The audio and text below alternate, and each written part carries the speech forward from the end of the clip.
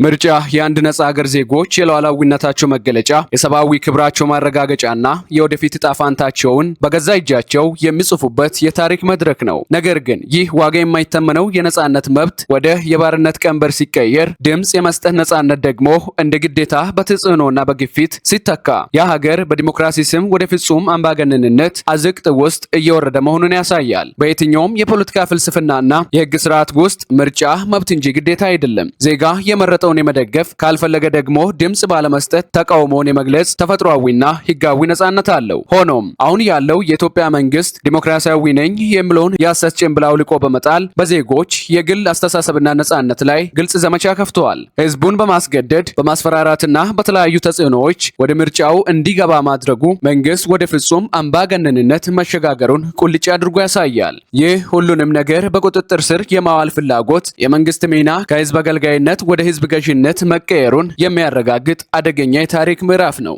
ይህ የአምባገነንነት ጉዞ ከምርጫ ካርድ ባለፈ የዜጎችን አእምሮ እስከ መቆጣጠር ድረስ ዘልቀዋል። ሰዎች ምን ማሰብ እንዳለባቸው፣ ምን አይነት አመለካከት ሊኖራቸው እንደሚገባና የመንግስትን ስህተት እንዴት ማየት እንደሌለባቸው ጭምር ለመወሰን የማይንድ ኮንትሮል ስልት እየተገበረ ይገኛል። በማህበራዊ ሚዲያና በመንግስት መዋቅሮች የሚረጩት የፕሮፓጋንዳ መርዞች ዓላማቸው አንድ ነው፤ ተገዢና የማይጠይቅ ትውልድ መፍጠር። እኔ ያልኩትን ካላሰብክ ጠላት ነህ የሚለው መንፈስ የሰው ልጅ በገዛ ሀገሩ ላይ በነጻነት እንዳያስብ ካቴና የማጥለቅ ሙከራ ነው። ይህ የዲክታተሮች መገለጫ እንጂ የህዝብን ድምጽ የሚሰማ አካል ባህሪ ሊሆን አይችልም። በአሳ ዩኒቨርሲቲና በተለያዩ የሀገሪቱ ከፍተኛ የትምህርት ተቋማት የሚገኙ ተማሪዎች በመጪው ሰኔ 2018 ዓ.ም በሚካሄደው ሀገራዊ ምርጫ ላይ እንዲሳተፉ ከባድ ጫናና ማሳሰቢያ እየደረሳቸው መሆኑ ታውቋል። በተለያዩ የማህበራዊ ሚዲያ አውታሮች እየተሰራጩ ያሉ መረጃዎች እንደሚያመላክቱት መንግስት የተማሪዎችን ድምጽ ለፖለቲካዊ ትርፍ ለመጠቀም ስል ካምፓሶችን ወደ ፕሮፓጋንዳ ማዕከልነት ቀይሯቸዋል። ተማሪዎች በገዛ ፈቃዳቸው ሳይሆን በመንግስት ተላላኪዎችና